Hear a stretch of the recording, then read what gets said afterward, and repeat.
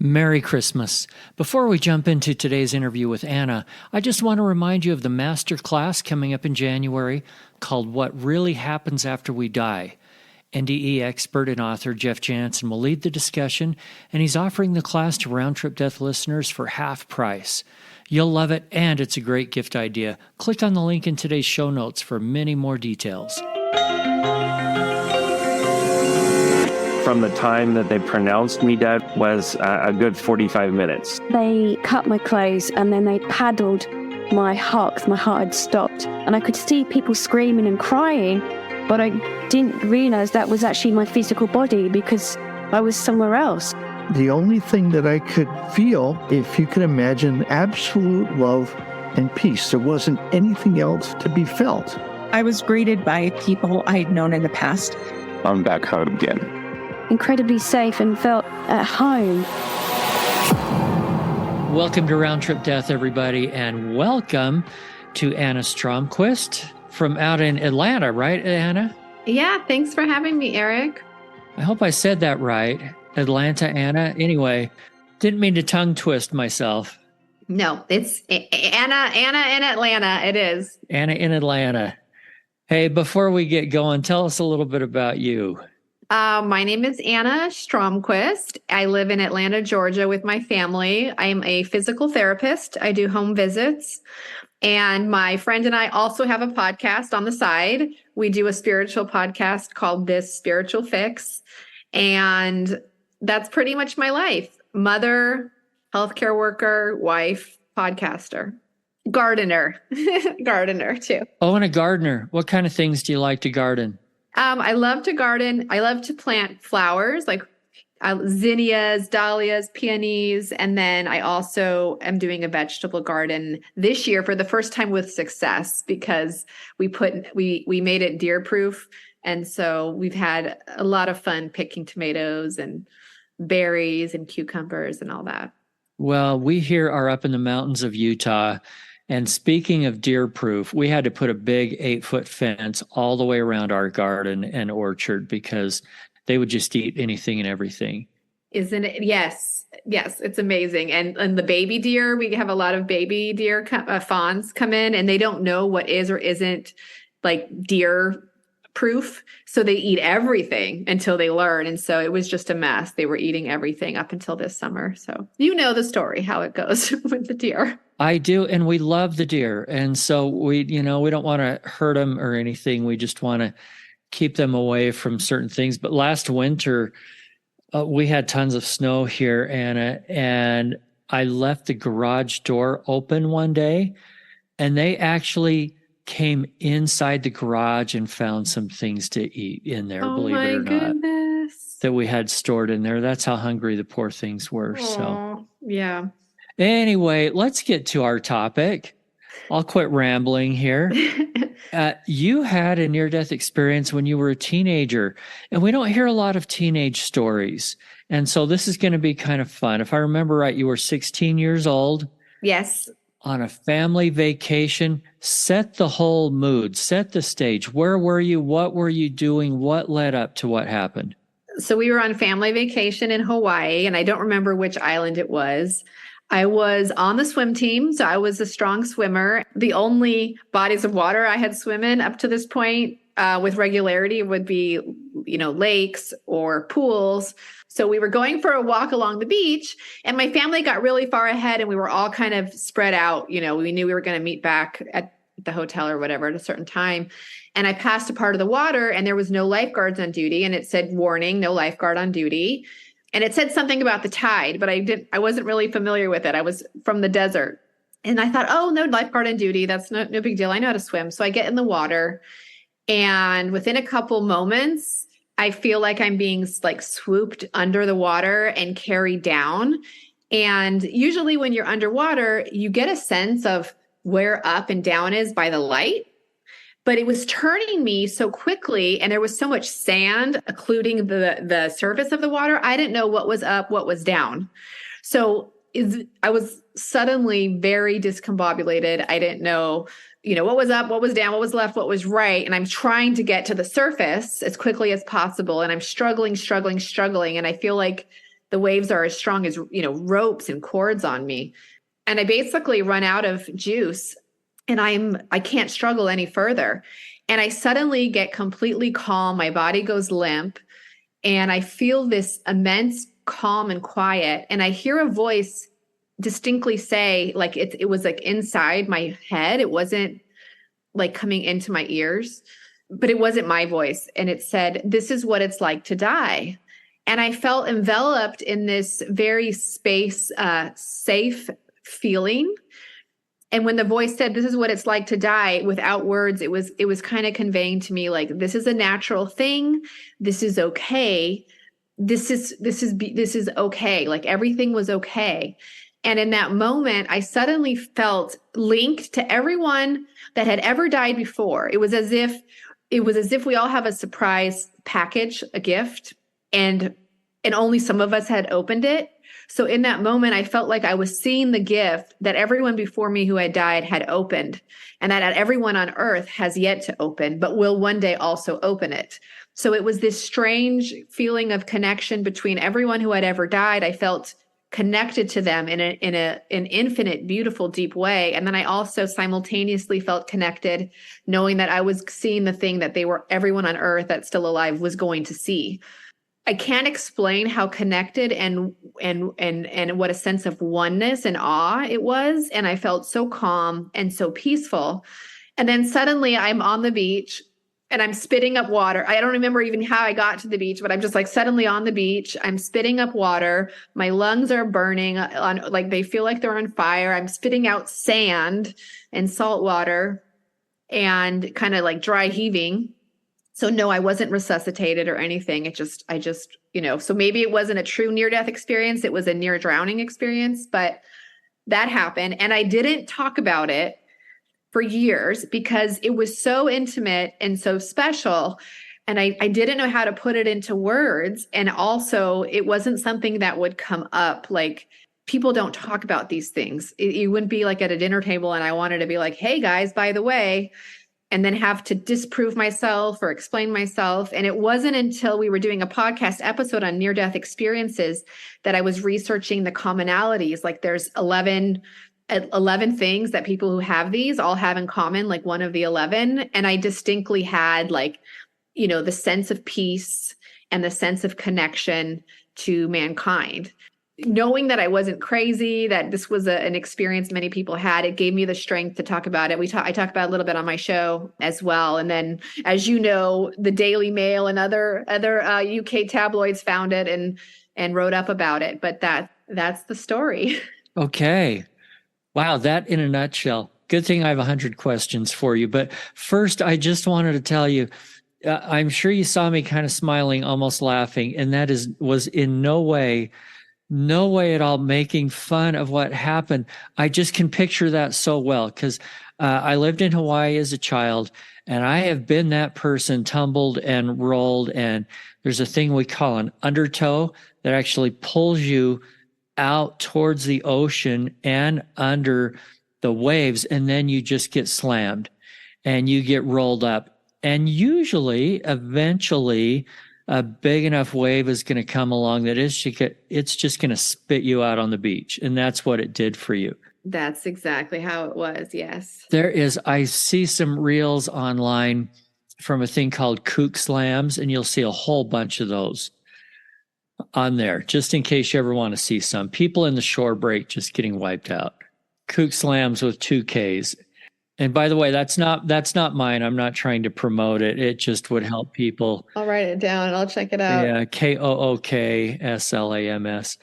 Anyway, let's go back and dig into this a little bit, because people have near-death experiences sometimes, even if their heart doesn't stop. Some people are in a coma. Some people are so close to death, as you were, that they can have an experience like this. When we are on the freeway and somebody almost runs us off the road and we go, "Oh, wow, that was scary," that's not a near-death experience, although the news will often refer to it that way. So you had something that was very real, and I want to understand that feeling of warmth that you had, because one would think that you would be so overcome with fear instead. Tell me a little bit more about that. Well, I was overcome with fear until I heard the voice. And the moment the voice came, it's as if I was embraced, although there were no hands. It was like being hugged on a molecular level, and it just was, it was this feeling of like, I'm safe. You know how when you skin your knee as a kid and your mom comes and kisses it and like suddenly it doesn't hurt anymore and it's all in your head. It was kind of that feeling of like, being in the arms of something. It wasn't a person. It was this thing, energy. It was that feeling of being completely safe and protected. You remember it well enough to describe the voice, or was it more of a feeling in your head? It was a voice. It was a woman's voice. And it was, I remember the voice. Yeah. Now that sentence, this is what it feels like to die. Mm-hmm. That could be put a number of different ways. That could be put like, well, that's what it feels like to die, girl. You blew it. Or it could be done in a very kind, loving way. Explain how it came across to you. It was like I was being comforted. Like imagine your mom's kissing your skin knee and they're saying, it's okay. It's just a skin knee. It was this, she didn't say it was okay, but it was like, it's okay. This is what it's like to die. This is okay. But the only words she said were, this is what it's like to die. That makes sense to me. It wasn't this is what it's like to die to scare you. It was like, it's okay to die. This is what it's like. Anything else on that voice? No, I don't know. I don't know who it was, if it was an angel or God or what. I don't know. Just a quick break here to give a shout out to our new sponsor, Smart Labels. With the new year, I'm sure many of you are like me, with a resolution to get more organized. That's where Smart Labels comes in. With Smart Labels, you buy their QR code labels on Amazon, put a label on a storage bin, and then scan it with their app. Catalog everything that's going into the bin and let your future self know where everything is. When you need something next year, search for it in the app, and it'll tell you exactly where it is. Seriously, people describe this as organizing magic. Click over to Amazon right now and get your Smart Labels. Now, back to the interview. I've had so many people tell me about the connection that they feel during their NDE and all different kinds of NDEs. And I still don't know that I totally understand it. Please try to explain to me the connection that you felt with others. It happened on a visceral level. It wasn't mental. So it's hard to explain in words because it was more of a feeling. But I felt connected to every single one of them, as if, like an analogy would be as if I had a little piece of thread coming out all the pores on my skin. And I realized that each thread was attached to another person. I mean, it wasn't like that, but that's kind of the feeling. It was like I was part of them. We were all part of the same thing. What do you take away from that? What does that mean? To me, it really helped me connect more with Buddhist religion later. Like I was raised Jewish, and the whole idea that we are all one, like the oneness that's conveyed in Buddhism, I could relate to that. Like that to me made more sense than what I was grown up with, because that's exactly how I felt, that I was part of all of humanity. There was a oneness to it. And is that the very special gift that you related to? Yeah, I think so. It just felt like, they say do unto your neighbor as you would do unto yourself. It just kind of, that just all made more sense. Like we were all part of the same thing. And the last word that I remember that stuck out to me that you said was you felt warm. Yeah. How does that work? It was, like I said, it wasn't a logical, mental experience. It was a physical, visceral experience. And I just felt like this warmth and embrace around me. The way, like I said, like the way a mother scoops up a kid with a skin knee, there's a warmth there, even if it's not temperature, there's a warmth. an energetic warmth. I hope I'm not sounding too crazy. No, you're not. It sounds kind of like a description of love in a way. Yeah, it definitely felt loving. So have you ever, with one of your children, when they scrape their knee, have you ever picked them up and said, this is what it feels like to hurt yourself? I've said, this is what it's like to die. No, I'm just kidding. Kidding, no. I didn't go that far. I have a morbid sense of humor, sorry. No, but when they have been in pain and I try to soothe their pain, I try as hard as I can to create like a safe, loving space. Because I just know how good that feels, more than the words, like to create the space. That makes sense. Why do you think you didn't talk about this for such a long time? Because you could have told your family right that day. It applied that day when they saw you all covered in sand. Well, I probably rinsed off right after. I don't know. But, I think I had a lot of insecurities growing up about my religious beliefs, my spiritual beliefs. I kind of say that I came out of the spiritual closet when I started doing the podcast because I just didn't feel comfortable with feeling like I would have to defend myself. And I'm not sure my parents would have, made me defend myself, but I'm sure I would have been teased by my siblings or they would say I was making it up. You know how kids are. So it just didn't feel safe or comfortable to tell my immediate family. And at that age, that would have been the only people I would have told. Yeah, I think I was afraid to be teased. I think I was afraid to have to defend a story that wasn't there to be to defend. I wasn't trying to argue a point, and I knew that if I brought it up, I would be forced. I'd be interrogated, kind of, and I just didn't feel like it was something I wanted to have to defend. It was just something that I experienced. Well, besides, how could you defend it? You couldn't prove it. Right. And I could just see my brother being like, you're just making this up for attention or whatever. I mean, I don't know what he would have said, but I'm sure it would have been, something obnoxious that little brother say. And I didn't want to have to deal with it. I'm that obnoxious little brother. Be careful. If there's another 16-year-old girl out there listening to this who's had some kind of a near-death experience, out-of-body experience, something spiritual that's hard for her to understand, do you have any advice for her? Should she talk to somebody or should she just keep it to herself? I think that she'll know, what's right for her. I think it's a new day and age. There's the internet. There's Reddit, there's subreddits that are called Glitches in the Universe or True Off My Chest, where people can anonymously post stories, like very weird things that are happening. And the people in those groups believe them. There's not the need to defend and there's anonymity. So maybe I'd say take a baby step and anonymously share your story if you feel so.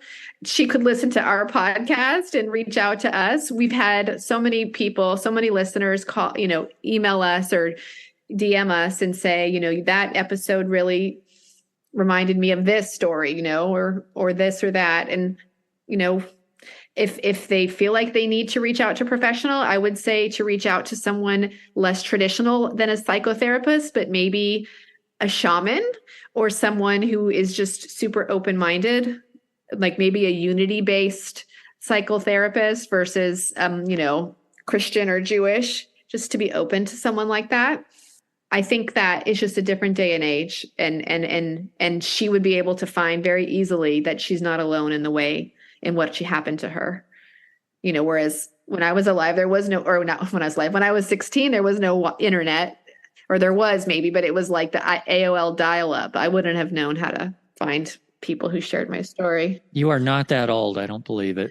Oh, I am. I think that talking about it can be very helpful. Yeah. People seem to need to talk about it. I often have people on this show that had an experience 40 years ago, 30 years ago, and didn't dare talk about it. And after we're done with the interview and, we're not recording any longer, they're like, Eric, oh my gosh, I feel so much better. I feel like there's this giant weight off my shoulders. And it's so nice to be able to talk about it and not be judged. So I think it can be a good thing. Yeah. And then I just tell myself, like, the people who need to hear it will hear it. Like, for whatever reason, I thought it was so random that my story was published. And I just thought, well, you know what? Maybe it needs to be published. Maybe someone out there needs to read it and know that what happened to them is very normal, or not normal, I should say, is happened to others. It's happened to a lot of others. The numbers are really high. We don't know exactly what they are, but there are thousands and thousands and thousands, if not a few million people in this world that have had these experiences. Now, your podcast is called This Spiritual Fix. Did your experience as a teenager lead to some spiritual gifts or something? Tell me about what it's done for you, your life going forward. So I wouldn't say the podcast is a direct result of that experience in Hawaii, but I would say that culturally, yes, I love the Jewish religion and I love the food, I love the holidays and all that. But the way that I was taught to believe in God, I couldn't, after that experience, I couldn't connect with it. So I slowly started to ask myself, like, if God is this loving union, safe thing, and not the jealous, vengeful, biblical God that I was taught to believe, like, which religion has it right, And I studied a lot of different religions. I tried a lot of different meditation techniques. I went to India. I did a lot of different things. And that's what the podcast is about. It's about what's the next fix, right? Like, looking for the next fix. Because I think that experience was so outside the box of what I was taught that I was searching for answers. And that's what the podcast is really about, is about what kind of answers can you find in different places. Some people, when they have a near-death experience, it really changes them in a lot of ways. And they make some big changes in their lives, especially as adults. For someone that was just 16, do you feel like this changed you? It absolutely changed me. I know that my grandmother died a few years later, and I didn't grieve her the same way I had grieved my mother, who had died when I was 11. And it wasn't just her age. My relationship with grief changed so much when people died that I would mourn the loss of them, and I would mourn the family. I would feel bad for those of us kind of left behind, but I no longer had this sense of grief for the person itself. Like, I just felt like they were going to a better place. Like, I really feel like it, not just like the thing you see in Hallmark cards. Oh, they're in a better place now. Like, I really felt in my heart, they're in a good place. Like, they're in a better place, and it's okay to die. So it didn't have the same effect on me. And then I also think it lessened my fear of death. Like, of course, I have the survival instinct. If you threw me in the ocean, I'm going to struggle to get out, and I'm going to, try to feed myself and not starve to death in any situation or whatever. But like, beyond that biological desire to stay alive, I don't actually fear death. Like, it's not something that has ever kept me up at night since then, like worrying about my death or what's death like. I don't have anxiety about dying anymore.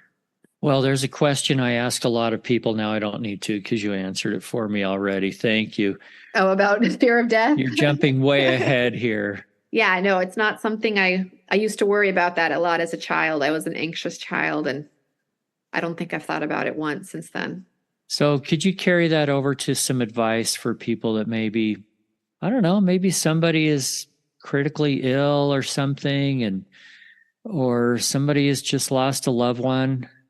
How can they take what you're feeling and make it work for them? Well, I think if someone's critically ill or, facing death, they're going to know soon enough. I really believe those last moments are going to be beautiful. Most people who come back from an NDE, that's what they say.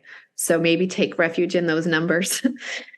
To anybody who is grieving a loved one, I don't know if I have any advice, because I think we need to be true to our hearts and grieve them, because what I experienced, it was a feeling, it wasn't logic. So I don't know if I can give that to anybody, right, with words.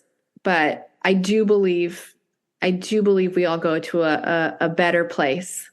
I just can't imagine feeling what I felt that day and there being anything bad out there. like beyond this life. That's beautiful. So you've interviewed people that have had NDEs also. Do you have any favorite stories or favorite things that people have told you that you want to recount? Well, we've only actually had we only did one NDE episode on our podcast. We interviewed a woman, and her story I loved, because what happened is her ex-boyfriend was violent and was choking her. And in her NDE, she went to a place where her angels told her, like, this is what's going to happen. You're going to go back in your body. You're going to do X, Y, and Z. You're going to grab your car keys. You're going to run out of the house. And she was like a 90-pound woman. The man attacking her was 200 pounds. And sure enough, she suddenly was back in her body. She did everything they told her to do, and she got out of there. Whatever it was, the hand grip, moving his hands off her throat, whatever it was. And they were like, grab your keys and don't look back. Just run to your car, and she did exactly as they said. And she ended up surviving. So I love that story, because that's not an NDE you often hear about. Is like a step-by-step how to get out of a killing situation. Wow. I'm trying to remember if I've talked to anybody that survived a murder kind of situation. That's very unusual. Yeah, her name is Joyce Anastasia. And when she came back, she says that she was actually given clairvoyance. So she's left her full-time job and became a psychic, because she says she can see things now that she couldn't. That's one of the changes some people have. Yeah. Yeah, or gifts, or whatever we want to call that. Okay, before we wrap up, anything else that you'd like to share with our listeners? We'd love to leave with some kind of a great message of hope. I guess my message would be, when you're in nature, when you're around nature, when you're gardening, when you're in the forest, when you're in the ocean, try your best to feel how you feel in your body and not so much what you're thinking. I believe that the way we feel in nature tells us more about reality than the thoughts in our head. Okay, love it. Thanks a lot for being with us, Anna Stromquist. Thank you, Eric. I appreciate it. And from Will and I at Round Trip Death, we thank you so much for listening and wish you a very Merry Christmas. We look forward to connecting again after the first of the year as we kick off Season 3 with an interview unlike anything you have heard before. Lastly, if you enjoy this podcast and want to help support the show, please click over to roundtripdeath.com. You'll see a little donate button in the upper right-hand corner of the page. We so appreciate your generosity that helps us keep the best near-death experiences coming your way every week. Until then, I wish you everything good that you're looking for in this life and the next.